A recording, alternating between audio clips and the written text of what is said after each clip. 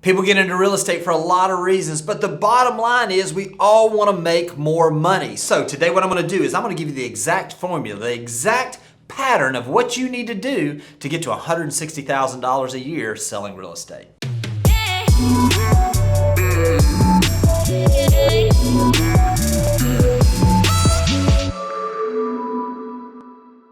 All right, so I don't want to limit you to $160,000, or maybe that's not the number you're looking for. What I want to do today is I want to give you kind of the patterns, the way that you can figure out exactly what it takes for you to get there, and a plan of action that'll help you get to whatever the number is for you. So listen, I'm going to give you some numbers, some percentages on your split. I'm going to give some numbers on the average sales price.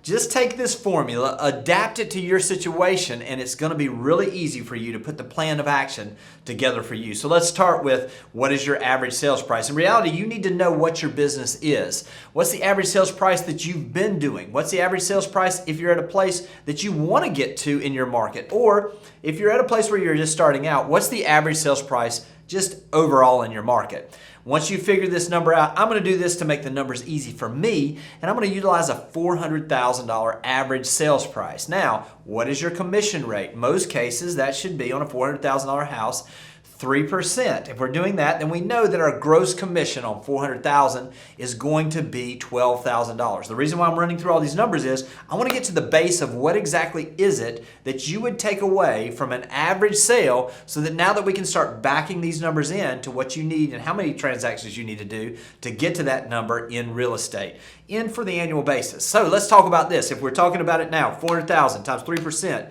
that equals $12,000 on the gross commission. Now, what's your split? If your split is 70%, your split may be higher, it may be lower. I'm going to just use that number to make the numbers easy for me. Then you're looking at $8,400 on your split. Now we have an average transaction number that we're looking at. Now we can take that number and start to work this number back towards our annual goal.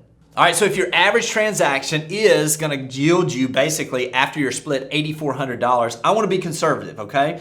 So what I want to do is I want to back this down to $8,000 per transaction. Now listen, I'm doing that for two reasons. I'm doing that because I want to be a little more conservative. So whatever your number is, I want you to round down to a round number. But what it also does for me is when we're looking at this $160,000 annual income, which is a pretty good income when you're looking at national averages from a place of where you want to be maybe going towards. If you're wanting to get to that, and we know that we're rounding down to $8,000 per transaction, now we know we need 20 transactions in the year to get to our $160,000 number. Now that we know how many transactions we need, now we can get down to the basics of what is it that generates transactions. Here's some general numbers, okay? You may be at a place where yours are better or worse depending on where you are in your career. But on average, it's going to take 50 conversations for you to generate one real estate deal. And when I say conversations, these are real estate related conversations. This is someone that maybe is a past client that you've talked to, that is someone that you're talking about, do you still love your house? This is someone that you meet in an open house and you're telling about a house. This is someone you're circle prospecting calling. You get the idea. These are real estate related conversations. On average, 50 of those conversations are going to get us a real estate transaction as long as we play the numbers out over time. So if we know that we're trying to get to 20 transactions, wow, this makes the numbers easy. We need 1,000 conversations over the year to get us to that point where we are actually at a place where we know if we have 1,000 conversations and we meet the averages, which listen, if you have 1,000 conversations, odds are your number is going to get better because of the reps you're taking. But let's just use that for that number. So now we can break that down on a monthly basis. What do we need? If we're sitting here and we're thinking about it, we need basically 12 months divided into 1,000 gives us 84.44. Listen to that Walton County math where I grew up. 84.44 conversations. Let's just use the 84 number. Per month, we need those conversations. Now let's divide that by the 4 weeks. Now we're looking at 21 conversations we need on a weekly basis. If you're working 5 days a week, listen, if you're going to make $160,000, you're going to work more than 5 days a week. I'm going to be honest with you. But let's just use that for the call time frame. And we're looking at basically what we need is a little over 4 conversations per day, 5 days a week is all we need if you're looking and you're working these numbers correctly. Now, think about this. If you knew that if you talked to 4 people per day on real estate related topics 5 days a week for this next year, that you could then get to this number where you would have that, would you do it? I'm telling you, that's the way the numbers work. That's exactly what you need to do. It's the consistency. But how many days do you go through the motions where you don't have any, you're just putting fires out over here. You're not having conversations with somebody that might consider selling or somebody that might consider buying. You have to have specific goals broken down in a way that you can eat the elephant, so to speak, on a daily basis, one bite at a time. So whatever your numbers were, back this up. Pause this, listen to it again, plug your numbers in. Now let's talk about where you're going to get the conversations, because it's one thing to know that you need the conversations, but where are you going to get these conversations? Where are they going to come from? Let me start with some things we always talk about. It's either debt or sweat. And what I mean by this is you're either going to pay for leads, or you're going to get out there and you're going to hustle and you're going to get the leads yourself, or you're going to have those conversations that way, okay? So let's talk about it. Let's start with the sweat portion, the portion of where you would generate these folks. First place to do this is your past clients. Past clients are the best place to start. Checking in, seeing how their house goes. That's a great conversation. High yield, because they already know, like, and trust you. And odds are, even if they're not thinking about it, you stay top of mind, and it may generate that referral that you're looking for.